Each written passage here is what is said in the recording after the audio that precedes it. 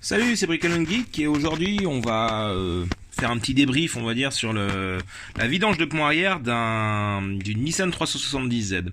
Alors j'ai pas vu de vidéo là-dessus, peut-être sur les 350 mais pas les 370. Voilà, et pour ce qui est du remplissage, j'ai acheté cette seringue là sur Amazon.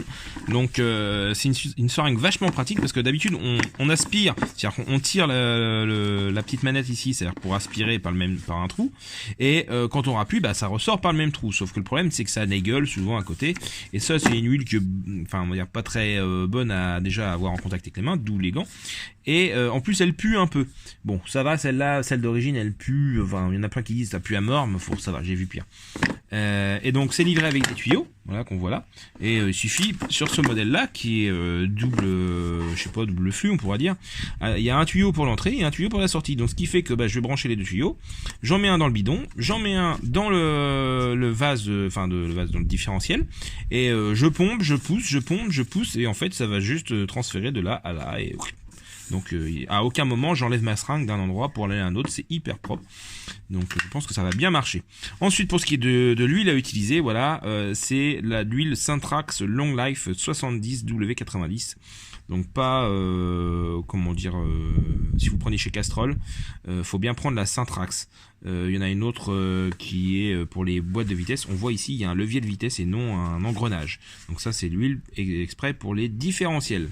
Et ensuite donc je vais mettre du P18. Alors si on regarde bien à l'arrière, voilà. Alors c'est pour les boîtes de vitesse de pont et là c'est à 4% du volume d'huile, donc 1 litre 4 fois 4%. Bon là je vais pas me faire chier, en fait je vais mettre 4% dans le bidon directement et j'aurai deux bidons que je vais identifier parce que j'en ai un troisième qui attend derrière au cas où. Je vais les identifier, voilà, pour dire que voilà, j'ai mis du P18 dedans. Pourquoi mettre du P18? Parce que le P18 c'est un additif qui favorise en fait la friction, enfin une bonne friction. Donc j'en ai déjà mis dans le moteur, c'était assez efficace et je vais en mettre dans le pont, ça va être quelque chose de supplémentaire, on va dire, pour avoir une bonne motricité à l'arrière. Grosso modo, je vous fais vite fait le topo. Il vous faudra donc une clé Allen de 10, voire ça marche pas, hein, clé de 10, en bout de 10 en 3/8 de pouce avec un adaptateur et après une clé d'un demi-pouce. C'est trop long. En fait, l'accès, vous allez voir, c'est un peu restreint. Donc ça va aller pour le bouchon de remplissage avec une rallonge, mais une rallonge demi-longueur. Hein, ça, c'est trop long. Il en faut une qui soit de plus petite taille. Et ça pour le bouchon de remplissage, de vidange plutôt. Pour le bouchon de vidange, c'est trop long. Donc il a fallu que je prenne cet outil pour pouvoir desserrer. Je compte serrer à la clé dynamométrique, sauf que ça va pas être très possible justement pour cette histoire de longueur. Et en plus ça a été, c'est serré mais comme un bœuf quoi, d'origine. Donc j'ai pas l'impression que ce soit hyper important de serrer aux 35 Nm qui sont marqués sur la notice. Donc c'est pas grave, je le ferai à la main. Donc vous avez le bouchon aimanté facile à retrouver, hein, avec la rondelle alu qu'il faudra retourner pour le resserrage.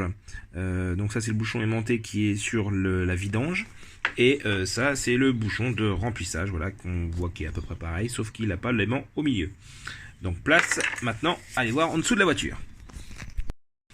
Voilà, on est arrivé en dessous de la voiture. Donc habituellement en fait quand on fait une vidange de pont, on fait pas juste ça. Donc là vous voyez j'ai ouvert le bouchon de vidange. Bien avant d'ouvrir le bouchon de vidange, hop, en haut, on voit le bouchon de remplissage. Donc il faut ouvrir le bouchon de remplissage. Et une fois qu'on a ouvert le bouchon de remplissage, qu'on sait qu'on va pouvoir remplir, on peut ouvrir le bouchon de vidange. Et pour faire ça, pour faire le remplissage, il vous faudra une seringue spéciale, voilà, pour remplir à reflux. C'est-à-dire qu'on rebouchera le bouchon qui est en dessous. Attendez, c'est pas facile à tenir tout ça. Non, reste comme ça. Voilà, on va reboucher en fait le bouchon qui est là, et après on va remettre de l'huile jusqu'à temps que ça dégueule par en haut. Normalement dans ce véhicule là il y a 1 litre 4 d'huile, donc moi je vais remettre de l'huile Castrol avec du P18. Et donc pour revenir sur cette histoire de vidange, on va dire là c'est une vidange style garage auto, c'est-à-dire qu'ils vont juste enlever les bouchons, vider l'huile, remettre de l'huile neuve et puis basta. Dans l'idéal, en fait, il faut déculasser le carter donc on enlève les vis. Il y a un joint silicone entre les deux. On doit décaper du coup le rebord qui est là et le rebord qui est là pour pouvoir remettre un nouveau joint. Le problème, c'est que sur cette voiture-là, je vais prendre un peu de recul, voilà. Mais il y a cette grosse barre là, voilà, qui tient les amortisseurs et tout ça. Donc c'est l'essieu arrière, voilà. Donc je vais pas m'amuser à démonter ce truc-là pour faire juste une vidange de pont. Tant pis. Donc normalement, quand on fait ça, c'est pour virer toutes les éventuelles merdes qu'il y aurait sur les engrenages du différentiel. Sauf que là, j'ai pas trop de merde en fait sur le bouchon aimanté. La voiture à 120 000, je pense que ça doit être peut-être sa deuxième vidange de pont, j'espère.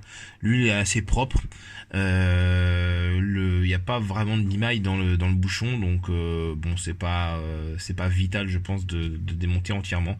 Par contre, si on est sur un véhicule qui a accès et qu'on sait qu'il est quand même vachement sollicité, voilà, faut pas hésiter à enlever le carter si on peut. Voilà, donc cette fois-ci, on va faire le remplissage avec donc ma super seringue.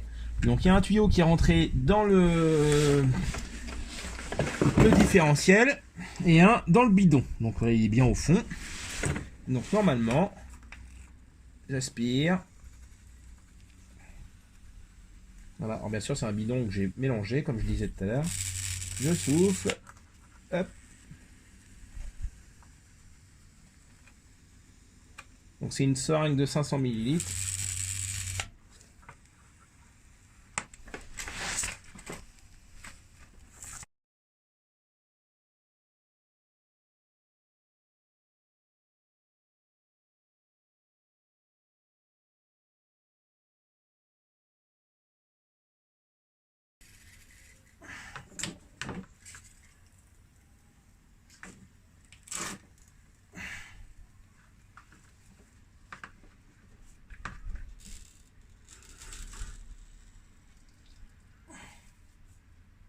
Voilà.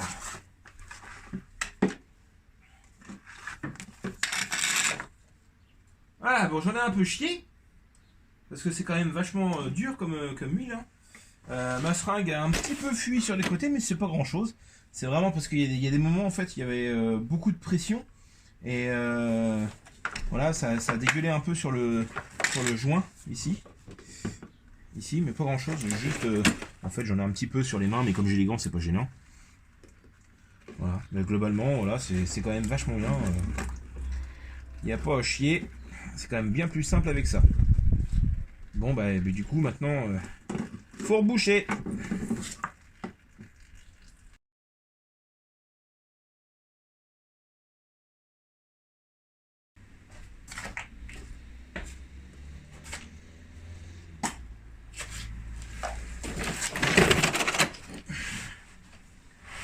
Voilà, une fois qu'on a fini tout ça, ben, un petit coup de nettoyant froid, le produit magique qui nettoie tout. Voilà, ça enlève tout ce qui est graisseux et ça va se dégueuler par terre quoi, dans le petit bac.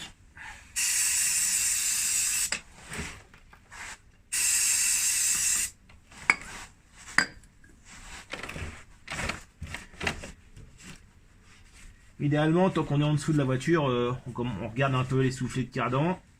Donc là, ils sont nickel, ils sont pas craquelés, il n'y a pas de traces de graisse autour. On peut regarder éventuellement, je sais pas moi,